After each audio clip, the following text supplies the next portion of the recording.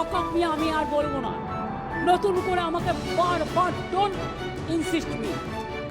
সেই বিল নিয়ে কিন্তু মামলা হয়নি, সেই বিল কিন্তু প্রত্যাহার হয়েছে। সেই বিলের প্রত্যাহার যারা সামনের সারিতে লড়াই করেছিলেন তারা হচ্ছেন কৃষক, তারা কিন্তু রাস্তায় নেমেই লড়াই করেছিলেন। যদি ওয়াকআপ নিয়ে আন্দোলন করতে হয় দিল্লিতে যান, এখানে নয়। মিটিং মিছিল আমরা করব যেখানে ওয়াকফ সম্পত্তি আছে, সে দেশের যে প্রান্তেই হোক, পশ্চিমবঙ্গ থেকে শুরু করে ভারতবর্ষের যে প্রান্তেই হোক, সেখানেই মিটিং মিছিল হবে।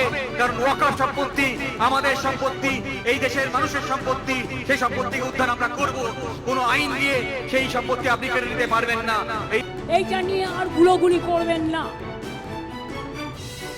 গুলোগুলি করবেন না। যদি করেন সবচেয়ে বড় শত্রু আমি হব।